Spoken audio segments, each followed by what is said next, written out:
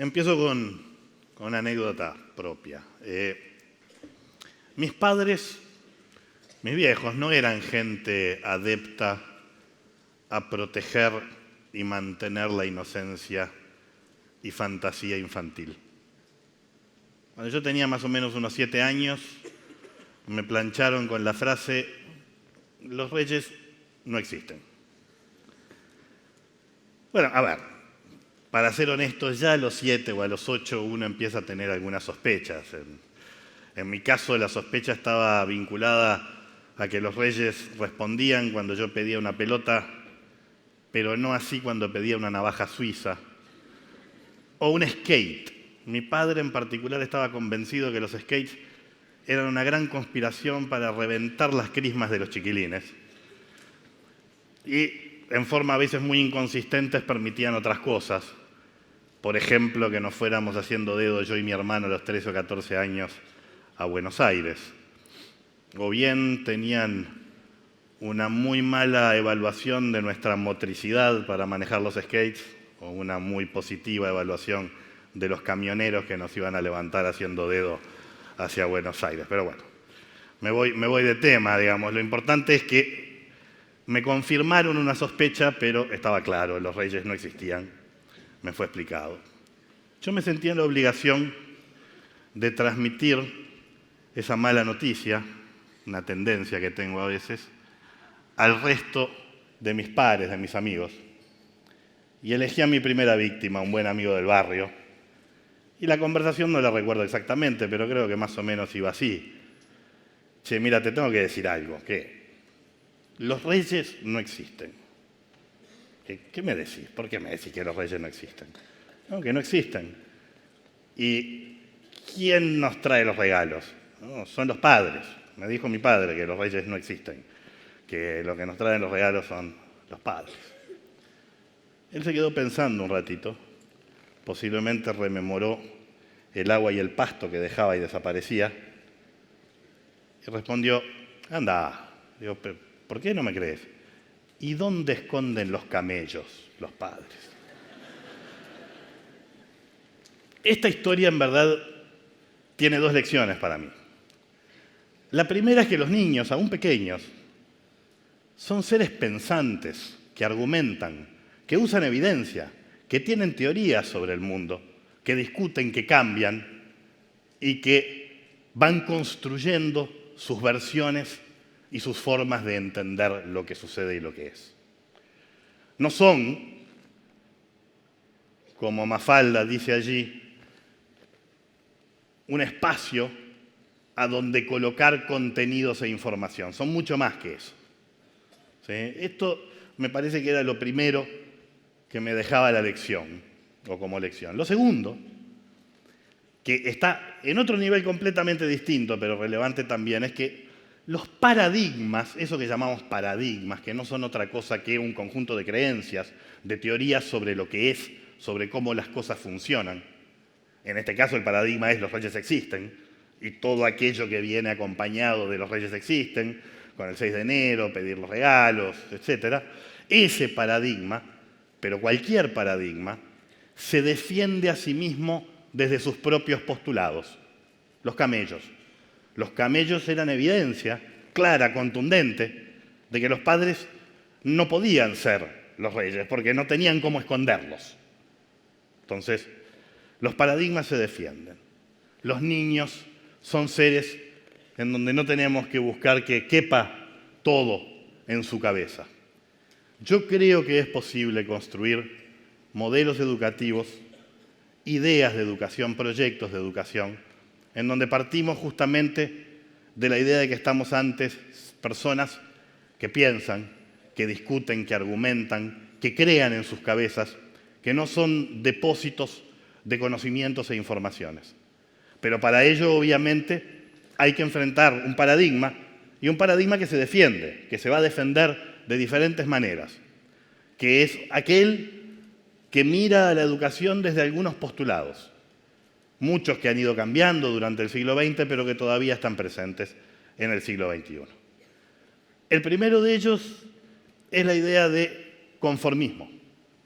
Esto es el estudiante, el alumno, debe ser conformista, debe recibir y aceptar el conjunto de elementos que se le vuelcan. No puede discutir conmigo, que yo tenía la verdad revelada, digamos, sobre los reyes en realidad.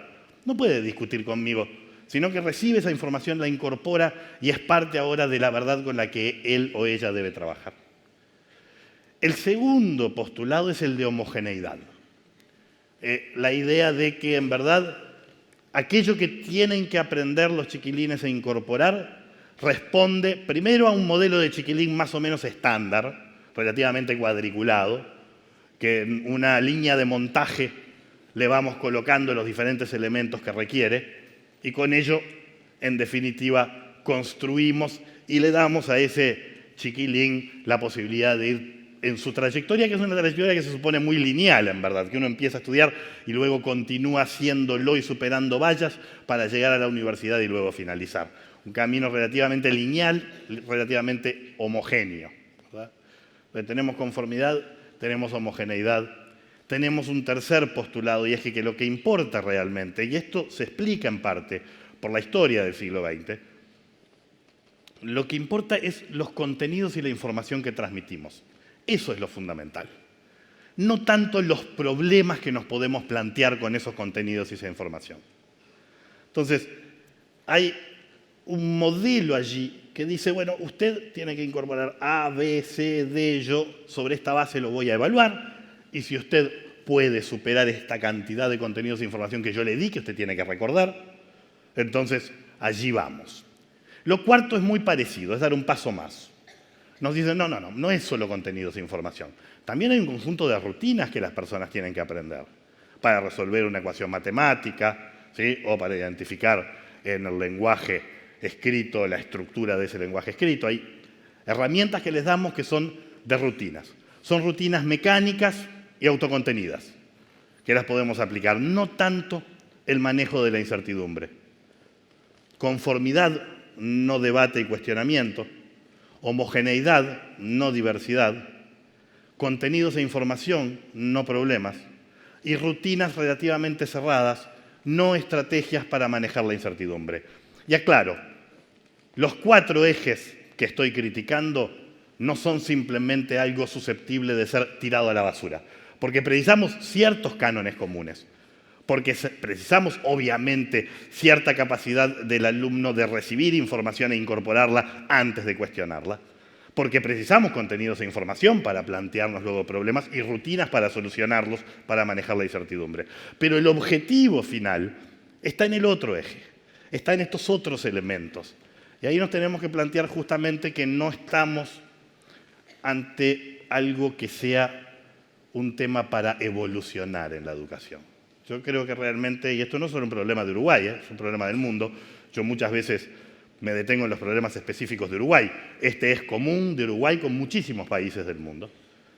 Tenemos que abordar una revolución que parte primero por abrazar la enorme diversidad. Diversidad de talentos, diversidad de ritmos de aprendizaje, diversidad de formas de aprendizaje. Piensen ustedes simplemente en lo que vieron hoy, en la enorme diversidad de talentos que vieron hoy, y cómo estos talentos emergieron, y cómo los ritmos y las formas del aprender fueron diferentes, las de un nieto de un judío laico que aprendió a entender el rol actoral cuando leía un poema al abuelo que se lo pedía, o la de un joven que a los 16 años por alguna razón dijo, yo quiero aprender mandarín y me interesa China. Y luego se formó y construyó ahora algo que va mucho más allá de eso y que va a ver la importancia que esto tiene para pensarnos a futuro como país, como región, como mundo. O una contadora que hizo toda su carrera como contadora, luego trabajó en temas financieros, pero con esa tensión, con la necesidad y la voluntad de actuar, y esa lo trajo a buscar vínculos, empatía y rentabilidad, empatía y noción de negocio, o un futbolista que es poeta, y que juntando esas dos cosas es mucho más que eso. Es un tipo que hoy promueve y gestiona y lleva adelante proyectos culturales a nivel de barrio. O un autodidacta que en el mundo del hackeo encontró un espacio de reconocimiento, de identidad y de construcción de capacidades. Tenemos muchos más, digamos, de los que se presentaron hoy. Si recordamos a dos personas, bueno, esto lo dice Ken Robinson claramente, a los dos músicos que se nos presentaron, bueno, sus talentos también se fueron forjando de manera muy diversa. Y la música y la idea de la tradición y la transgresión tiene mucho que ver con esta idea de variedad, de cambio, de capacidad de plantearnos problemas. Entonces, miremos esa diversidad y evitemos esto que no se debe ver, lo que dice. Yo al menos no veo nada sin lentes, pero me los pongo. Para que el examen sea justo, todos tendrán que hacer la misma prueba. Por favor, suban al árbol.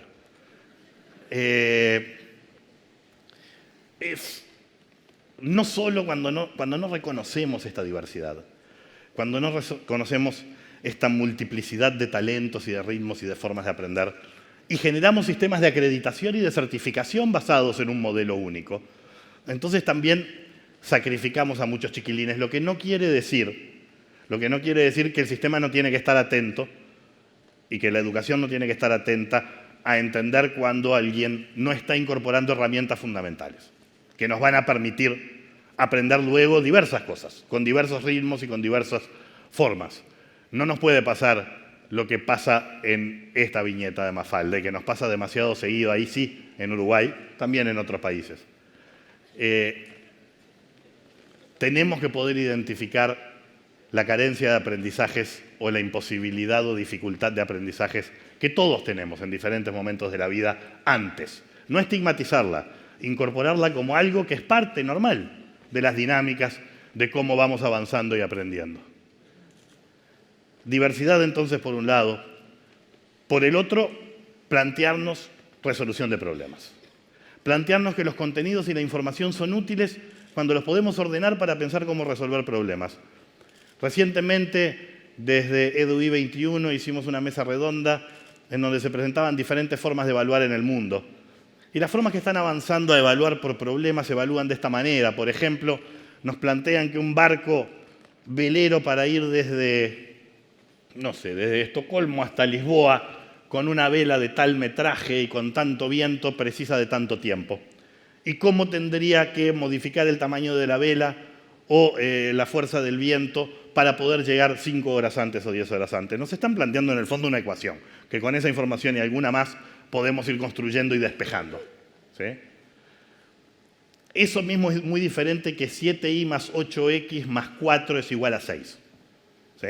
En el primer caso nos están diciendo, lea un texto, entienda cuál es la información relevante, ordénela de una forma que usted puede luego plantearse resolverla, luego aplique la rutina mecánica que yo le enseñé. En lo otro solo me están pidiendo que aplique la rutina mecánica que yo enseñé. Entonces, de nuevo, problemas. Y problemas en lo posible que sean pertinentes. Hay dos viñetas acá divertidas. Y cuando digo pertinentes no digo que sean instrumentales al empleo o al trabajo, no. Pertinentes también para los niños que a los 10 años están lidiando con sus sentimientos, o niños que a los 13 o 14 están discutiendo en su cabeza sobre la vida para dónde va y qué tiene que ser. Es filosofía, es humanidades, es matemática también, es lenguaje. Pero hay que evitar esa reflexión que hace Mafalda, que es interesante, que se da en primaria, pero que se da en muchos otros momentos, donde ella termina diciendo, habría que levantar un monumento a estos sacrificados autores que en vez de escribir cosas trascendentes prefieren enseñarnos a leer. No porque no haya que enseñar a leer, porque se puede enseñar a leer de otras maneras. No se tiene por qué enseñar a leer desde cosas que están separadas de la vida cotidiana de los individuos. Este es más duro todavía y muestra que, bueno, yo por lo menos pertenezco a la generación en donde todavía el sesgo de género estaba muy claro y por lo tanto era mi mamá me mima, mamá amasa la masa y cosas de ese tipo. Eso lo hemos corregido. Pero Mafalda simplemente la felicita porque dice que tiene una madre excelente, pero que ahora le enseña otras cosas, digamos, que le interesan. Entonces, la pertinencia es otro elemento relevante. Y el otro es crear, no repetir. Pedirle a los chiquilines, tanto en primaria como en media, que creen. sobre la base de herramientas que le damos. Pero ¿qué creen?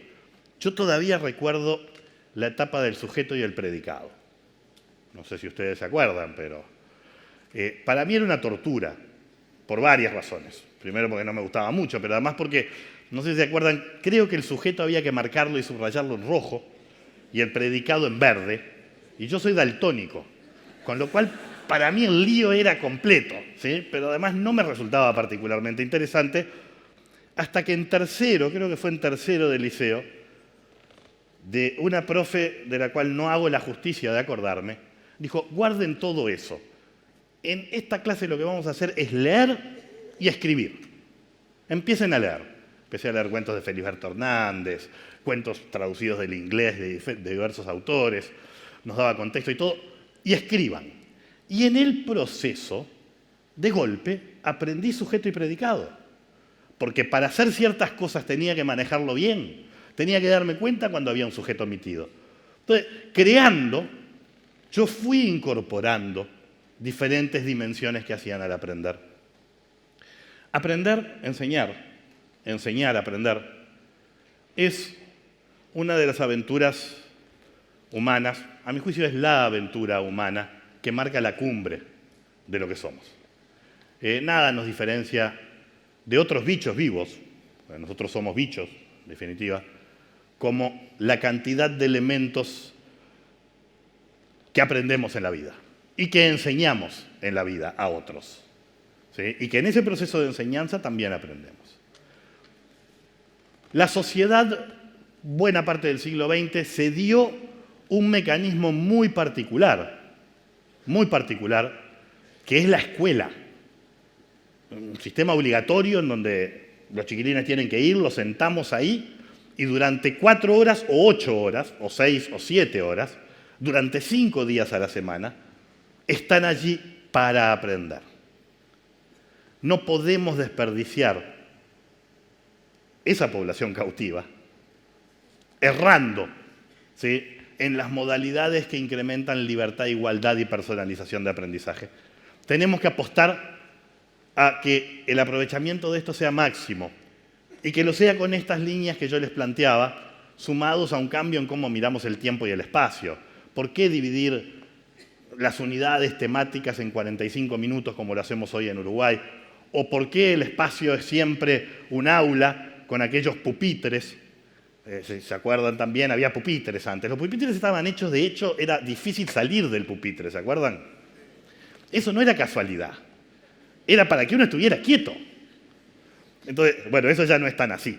Pero el trabajo en grupo, grupos de 50 trabajando con 3 docentes al mismo tiempo, en espacios colectivos de mesas de 4 o 5. Hay que animarse a pensar eso, pensar desde los contenidos, ir más allá e ir a las competencias y habilidades que pretendemos que todos los chiquilines puedan ir incorporando a sus ritmos, en sus formas. Se puede hacer. Finlandia, he visto lo que se está haciendo en Qingdao, en China. Es fascinante alguna de las experiencias que se están viendo. Los jesuitas en Cataluña están abogando y aplicando un proceso de transformación radical. Y aquí en nuestro país, instituciones públicas y privadas están jugándose por un modelo de estas características, personalizado, pertinente, orientado por capacidades, pero dentro de un sistema que está estructurado para que ello no suceda.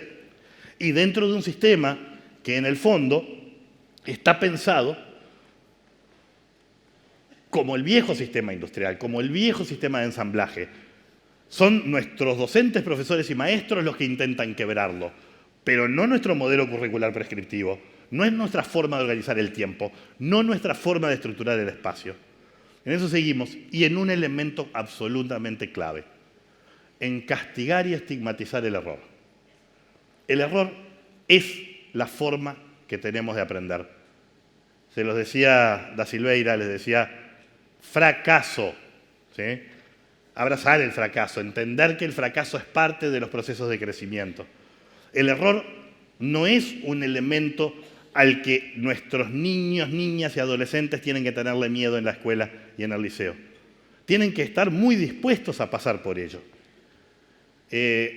No encontré una viñeta de Mafalda fantástica en donde Manolito le da una nota de maestra que se la manda al padre y la lee Mafalda y dice, su hijo, más que hacer los deberes, los perpetra.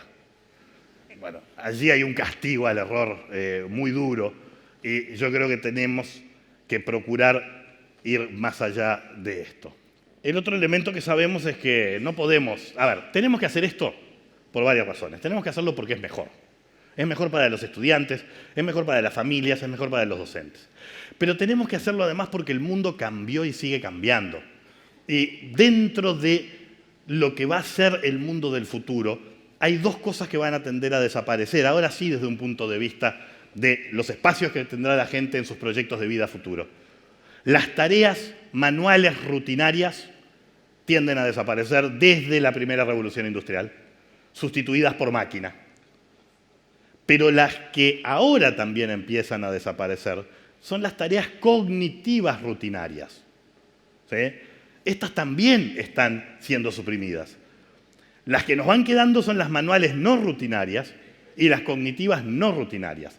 Aquellas en donde hay que manejar la incertidumbre, hay que animarse a equivocarse, hay que trabajar no con contenidos, sino con problemas o con los contenidos ordenados para solucionar problemas.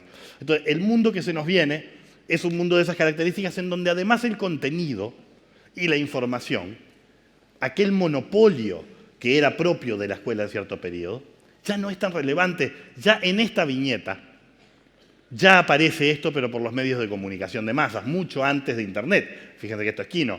Pero Libertad básicamente le dice, bueno, ¿usted quiere saber cuál es el pico más alto de América? Lo vi en una revista, se lo traigo mañana. Le dice, no, pero vos me lo tenés que decir ahora. ¿Y por qué? Si yo tengo la revista. ¿Sí? Hoy nos pasa lo mismo cuando nos piden mucha información. En un documental que realizaba un docente norteamericano en Finlandia, se acerca a un grupo de chiquilines que supuestamente estaban trabajando en historia y geografía sobre el tema de África. Y a cada chiquilín el postulado que se le había dado es que tenía que escribir un reporte, que podía ser un reporte económico, un reporte para turistas, un reporte político, un reporte para un periódico global, lo que fuera, sobre algún país de África.